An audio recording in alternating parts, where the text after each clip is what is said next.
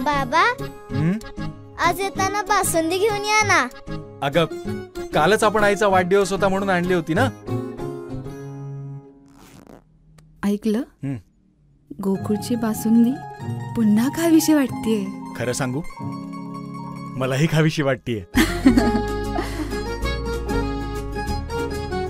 पुन्हा पुन्हा खावीशी वाटणारी गोकुळ बासुंदी.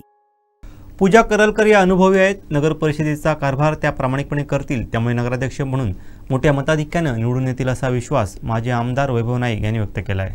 शिवसेनेकडे अनेक चांगले इच्छुक उमेदवार या ठिकाणी होते आणि शिवसेनेच्या सर्व कार्यकर्त्यांशी उमेदवारांची साधक चर्चा करून सगळ्यांच्या सहमतीने पूजा करलकर यांना शिवसेनेने उमेदवारी जाहीर केली आहे.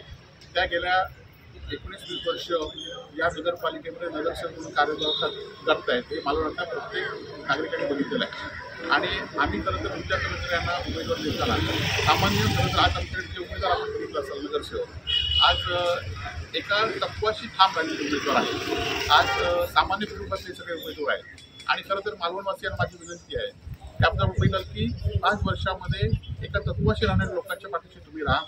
हे तुम्हाला विश्वास देतील की या नगरपालिकेमध्ये चांगला कारभार या ठिकाणी होईल.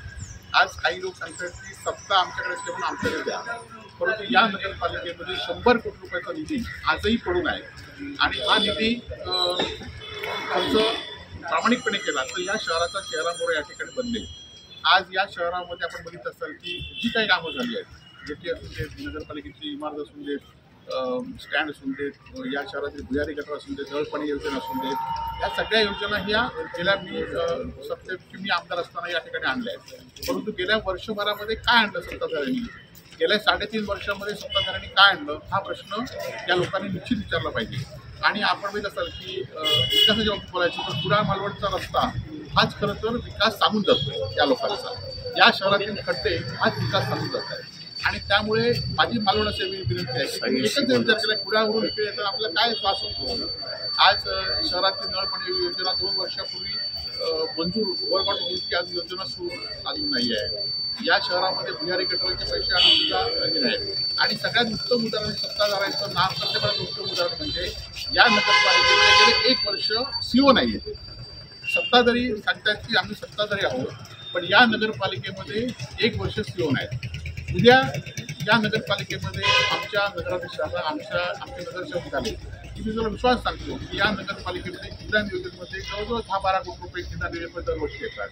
आज नगरपालिकेचा 100 फंड आहे आणि हे जे 100 कोटी आहे हे सगळे जर व्यवस्थित खर्च केले तर या शहराचा चेहरा बदलेल आणि यासाठी प्रामाणिक लोक गरजेचे आहेत आणि हे प्रामाणिक लोक हाच मुद्दा घेऊन आम्ही लोकांपुढे जाणार आहोत. जाती धर्म पक्षभेद हा विसरून हे प्रामाणिक लोक आहेत आणि हे प्रामाणिक लोक तुमच्यावर घालतील असा विश्वास आम्ही लोकांना देणार आहोत आणि यासाठी आम्ही सगळे एकत्र घेऊन या ठिकाणी काम करणार आहोत.